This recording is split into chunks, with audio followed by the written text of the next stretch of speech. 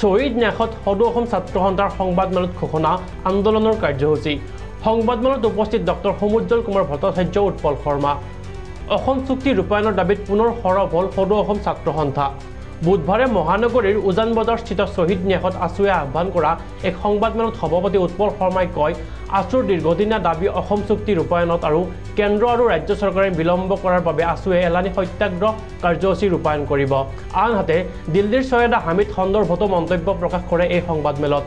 ইয়াৰ লগতে এনআৰচিৰ সন্দৰ্ভত ডক্টৰ সমুজ্জ্বল কুমাৰ ভট্টাচাৰ্যই এনআৰচি সন্দৰ্ভত সংবাদমেলত মন্তব্য প্ৰকাশ কৰে সদৌ অসম ছাত্ৰ সন্থাৰ সেই সংবাদমেল আপোনালোকৰ বাবে আগবঢ়াইছো 1985 চনৰ 15 আগষ্ট তাৰিখটোত যেতিয়া ঐতিহাসিক অসম আন্দোলনৰ সমাপ্তিত অসম চুক্তি স্বাক্ষৰ হৈছিল সেইখিনি সময়ৰ প্ৰধানমন্ত্ৰী ৰাজীৱ গান্ধীয়ে লালকিল্লাৰ পৰা ত্ৰিৰংগা পতাকা উত্তোলন কৰি কৈছিল যে অসমৰ বিদ্যাৰ্থীসকলৰ সৈতে চুক্তি স্বাক্ষৰ কৰা হৈছে আৰু অসমলৈ এতিয়া শান্তি ঘূৰি আহিব অসম প্ৰগতিৰ পথত অগ্ৰসৰ হ'ব তাৰ 40 বছৰৰ পাছত তেনেকুৱা এটা 15 আগষ্টতে একেই লালকিল্লাৰ পৰা বৰ্তমানৰ প্ৰধানমন্ত্ৰী গৰাকীয়ে ত্ৰিৰংগা পতাকা উত্তোলন কৰি দেশবাসীক সম্বোধন কৰি কৈছে যে অনুপ্ৰৱেশকাৰীয়ে ভাৰতবৰ্ষৰ সীমান্তৱৰ্তী ৰাজ্যসমূহত জনবিন্যাস সলনি কৰাৰ এক ষড়যন্ত্ৰত লিপ্ত হৈছে অনুপ্ৰৱেশকাৰীয়ে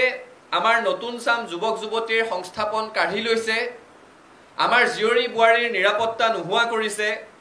আৰু আমাৰ জনজাতীয় খিলঞ্জীয়া লোকসকলক প্ৰলোভিত কৰি তেওঁলোকৰ ভূমি কাঢ়ি ল'বলৈ সক্ষম হৈছে 40টা বছৰ অসম চুক্তিৰ পাছত আৰু তাৰ আগতো 6 বছৰ ঐতিহাসিক অসম আন্দোলনৰ সময়ত মুঠ 46 বছৰ ধৰি অসমীয়া জাতিটোৱে সদৌ অসম ছাত্ৰ সন্থাই যিসমূহ বিষয় আমি উত্থাপন কৰি আহিছো যিসমূহ বিষয় জাতিটোৱে চিঞৰি আছিল সেই বিষয়সমূহ 40 বছৰৰ পাছত হলেও এগৰাকী প্ৰধানমন্ত্ৰীয়ে উপলব্ধি কৰিবলৈ সক্ষম হৈছে আৰু তেওঁ উপলব্ধি কৰিবলৈ সক্ষম হৈছে প্ৰধানমন্ত্ৰীৰ আসনত বহাৰ 11 বছৰৰ পাছত অসম আন্দোলনৰ সময়ত সদৌ অসম ছাত্ৰ সন্থাই অসমৰ ৰাইজে স্লোগান দিছিল save Assam today to save India টুমৰো সেইখিনি সময়ত দেশবাসীয়ে বা কেন্দ্ৰ চৰকাৰে সদৌ অসম ছাত্ৰ সন্থাৰ বা অসমৰ ৰাইজৰ কথাক গুৰুত্ব সহকাৰে নললে আৰু সদৌ অসম ছাত্ৰ সন্থাই অসমৰ ৰাইজে যিটো ভয়াবহ টুমৰোৰ কথা সেইখিনি সময়ত হকিয়াই দিছিল সেই টুমৰোটো আজি টুডে হৈ এটা বেয়া সপোনৰ দৰে দেশবাসীক খেদি ফুৰিছে আমি কৈছিলো যে বাংলাদেশী সমস্যাটোৰ পৰা অসমক আজি পৰিত্ৰাণ কৰক দেখে তেতিয়া কাইলৈ পৰিত্ৰাণ পাব আজি চুক্তি স্বাক্ষৰ হোৱাৰ 40 বছৰৰ পাছত কেন্দ্ৰীয় গৃহ মন্ত্ৰণালয়ে ৰাজ্যসমূহত নিৰ্দেশনা দি ফুৰিব লগা এটা পৰিৱেশৰ সৃষ্টি হৈছে যে প্ৰতিখন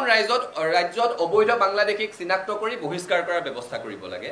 যিটো কথা সদৌ অসম ছাত্ৰ সন্থাই অসমৰ ৰাইজে 40 বছৰ ধৰি চিঞৰি আছে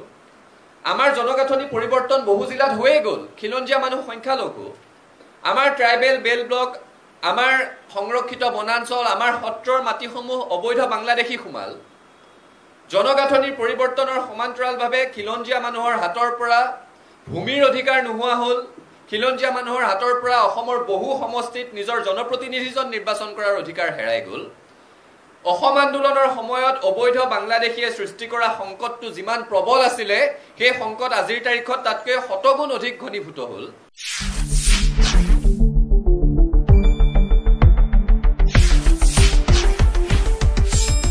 শুদ্ধ আৰু বিস্তৃত বাতৰিৰ বাবে চাই থাকক নিউজ ডেস্ক ৰিপোৰ্ট